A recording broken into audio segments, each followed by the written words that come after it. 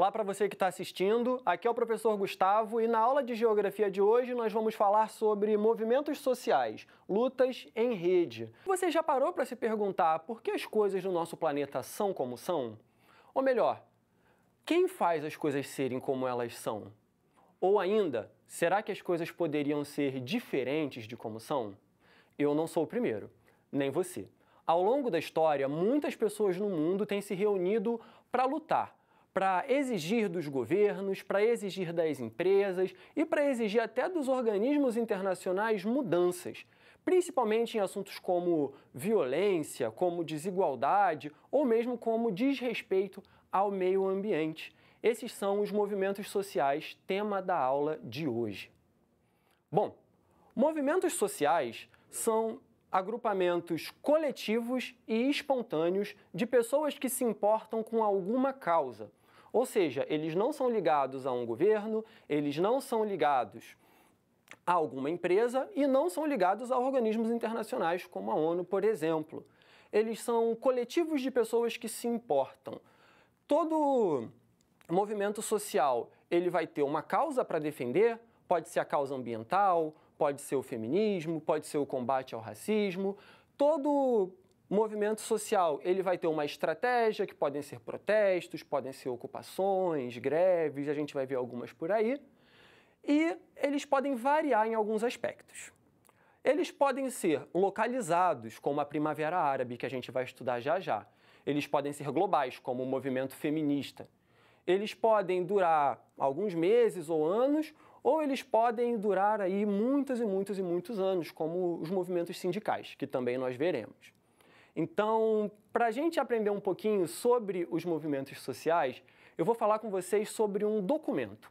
Um documento que ele está em português, está facinho de achar na internet e ele tem só 7 páginas, que é a Declaração Universal dos Direitos Humanos, da ONU.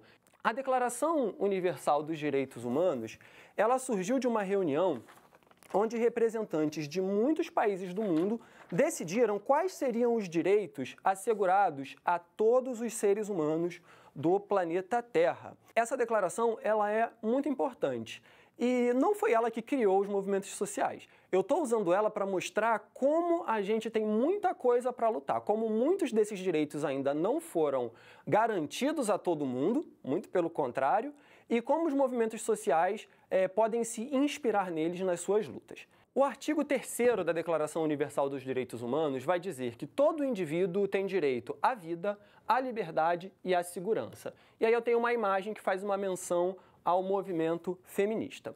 Tem algumas informações que elas são assustadoras.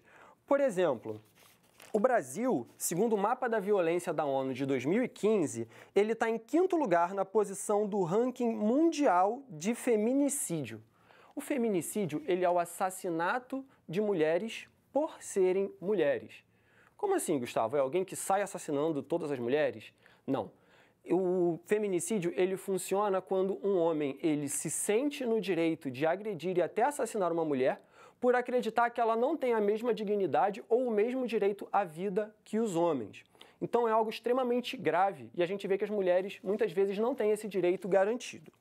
Outro dado importante é que 70% dos atendimentos notificados como agressão pública nas redes de saúde são registrados em mulheres. E esses são dados do Tribunal de Justiça do Rio de Janeiro de 2016, tá? Então esses dados eles começam de 2013 até 2016. E aí a gente tem, por exemplo, a Lei Maria da Penha, que é um instrumento para combater essa violência contra a mulher. E outro dado também muito importante, que é de 2018, e esse eu peguei no site da CNN Brasil, ele diz que 30,4% dos homicídios de mulheres aconteceram na própria casa delas, enquanto nos casos dos homens foi apenas 11,2%. Então, o movimento feminista ele também serve para lutar pelos direitos das mulheres, como o direito a salários iguais. No Brasil, as mulheres ganham uma média de 77% dos salários dos homens, o que é um verdadeiro absurdo. Né? E a gente tem também um outro caso que é o da Arábia Saudita, onde até 2018 as mulheres eram simplesmente proibidas de dirigir. O movimento feminista ele é uma rede bastante antiga e ele está ao redor do mundo inteiro, certo? Então, vou passar aqui mais para a próxima imagem para falar sobre o próximo movimento, que é o movimento negro. O movimento negro, ele também está ligado a esse direito à vida. E eu vou falar para vocês o porquê.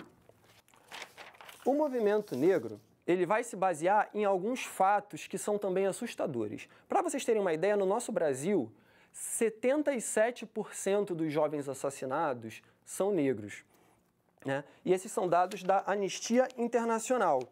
E em países, principalmente os países que foram colonizados por potências escravistas, a gente vai ter, né, casos como Estados Unidos, Brasil, África do Sul, Jamaica. Os negros eles enfrentam muito mais dificuldade do que os brancos em vários aspectos da vida, inclusive para se manterem vivos. O IBGE diz que 53% dos brasileiros, mais da metade, é composta por negros, mas a gente tem 5 vezes mais negros analfabetos do que brancos analfabetos no Brasil. Além disso, os negros são 70% entre os mais pobres e os brancos são 80% entre os mais ricos. E 75% da população carcerária no Brasil é composta por negros. Então, essa desigualdade ela é combatida pelo movimento negro. Então, eles também denunciam crimes de racismo. No ano passado, a gente teve 2 casos que chocaram o mundo inteiro, que foram os assassinatos de George Floyd pela polícia nos Estados Unidos, né, que foi filmado e foi um ato de extrema barbaridade e violência policial. E a gente tem o caso de João Alberto, que também foi um caso filmado aqui no Brasil, no Rio Grande do Sul, e ele foi assassinado por 2 seguranças de supermercado. A situação do George Floyd, ela desencadeou o movimento Black Lives Matter, que seria algo como vidas negras importam, né, para lutar por mais esse direito da população negra no Brasil e no mundo. Então, o movimento negro ele também configura uma rede já bastante globalizada e tem aí bastante coisa na internet, bastante pessoas se mobilizando de várias formas. Agora eu vou projetar para vocês mais um direito. Esse direito ele é o artigo 5º da Declaração dos Direitos Humanos. E nesse artigo, a gente lê o seguinte: ninguém será submetido à tortura, nem a penas ou tratamentos cruéis, desumanos ou degradantes. Eu vou falar um pouco sobre a luta dos direitos da população LGBT+. Ao longo do tempo, foi proibido em muitos países do mundo que 2 pessoas do mesmo sexo tivessem relações amorosas. Nos Estados Unidos, na década de 60, relações entre pessoas do mesmo sexo eram criminalizadas em quase todos os estados. Eu estou falando de pouco tempo atrás. Se a gente volta um pouquinho, em 1952, o pai da computação, Alan Turing, na Inglaterra, ele sofreu castração química, foi penalizado por ser homossexual. Ainda hoje, relações entre pessoas do mesmo sexo são ilegais em 70 países do planeta. Então, são pessoas que são criminalizadas simplesmente por serem quem são, por amar como amam. Tenho mais um dado importante, né? E esse é da ONG, do Grupo Gay da Bahia, que ele vai falar que a cada 20 horas, uma pessoa LGBT+, é morta por ser uma pessoa LGBT+. Então, é uma luta muito importante pelos direitos dessa população. E a Transgender Europe, que é uma agência que monitora 71 países, ela vai falar que desse grupo, o Brasil é o país que mais mata pessoas transgênero do planeta, certo? Então, é uma luta indispensável, né, para o planeta onde a gente vive. Ainda nos dias de hoje é importante combater esse tipo de preconceito, esse tipo de ódio que mata muita gente. Agora, eu vou pegar o globo, que eu vou falar sobre um outro movimento. Esse movimento, eu vou chamar de Primavera Árabe. A Primavera Árabe, ela aconteceu nessa parte aqui do planeta, ó, do Oriente Médio e no norte do continente africano. E no que ela consistiu? Ela foi mais ou menos de 2010 a 2012, onde populações desses países se revoltaram contra casos de corrupção, contra ditaduras e contra a extrema pobreza e desigualdade. Em vários casos, se conseguiu derrubar governos, em vários casos se conseguiu eleições, e foi um movimento muito importante e ele contou também com o apoio das redes sociais, que foram aí instrumentos para as pessoas conseguirem se juntar e formar vários protestos em países com leis extremamente rígidas, certo? Esses países eles foram Tunísia, Líbia, Egito, Argélia, Iêmen, Marrocos, Bahrein, Síria, Jordânia e Omã. Lembrando que nem sempre foi tranquilo, esses movimentos eles foram duramente reprimidos, inclusive houve muitos mortos entre os manifestantes desse movimento, mostrando que a luta ela é real, certo? E agora eu tenho uma imagem para vocês, né? Aí mostrando também localizado num mapa já, no caso um mapa político, mostrando a localização desses países. E o direito que os inspirou eu tenho nessa outra imagem, que vai dizer: a vontade do povo é o fundamento da autoridade dos poderes públicos e deve exprimir-se através de eleições honestas, a realizar periodicamente por sufrágio universal. Sufrágio é voto. E igual, com voto secreto ou segundo processo equivalente que salvaguarde a liberdade do voto. Eu vou falar sobre um outro movimento, que é o movimento sindical. O movimento sindical ele é um movimento onde os trabalhadores eles vão pressionar tanto os seus patrões, quanto eles vão pressionar o governo para terem seus direitos garantidos, certo? Então, a gente está falando, no caso, sobre os direitos do trabalhador, para que você possa ter aí um trabalho justamente remunerado, digno e que te dê condições de segurança. O artigo que embasa. Ele vai dizer que toda pessoa tem direito a um nível de vida suficiente para lhe assegurar e à sua família a saúde e o bem-estar, principalmente quanto à alimentação, ao vestuário, ao alojamento, à assistência médica e ainda quanto aos serviços sociais necessários. Tem direito à segurança no desemprego, na doença, na invalidez, na viuvez, na velhice e noutros casos de perda de meios de subsistência, por circunstâncias independentes da sua vontade.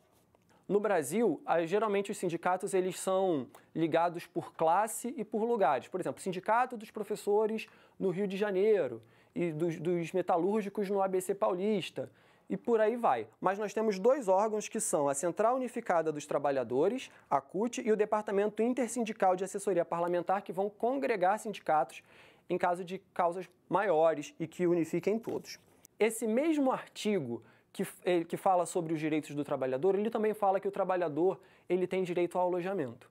E aí eu vou falar sobre o movimento dos trabalhadores sem teto, que é um movimento dos trabalhadores na cidade que é formado por pessoas que, por mais que sejam classe trabalhadora, ou por não terem um salário que dê conta, ou por estarem desempregados, eles não conseguem adquirir ou mesmo pagar o aluguel de um imóvel para morar. E esse movimento ele vai ter como estratégia passeatas, protestos e muitas vezes a ocupação de imóveis que não são utilizados, né? Que eles não cumprem a sua função social, de dar conta de alguma atividade econômica ou de moradia. E eu tenho umas imagens aqui, que eu vou mostrar para vocês agora, no slide, que é o logo do Movimento dos Trabalhadores Sem Teto, uma passeata e uma ocupação de um prédio que não é utilizado, né, lá no Recife, que no caso é a ocupação Marielle Franco, em Pernambuco. Esses foram alguns movimentos sociais que eu pude apresentar para vocês hoje. E agora eu convido você a ir além. Escolha um dos movimentos que estudamos e pesquise sobre, ou converse com a sua família. Um grande abraço e até a próxima!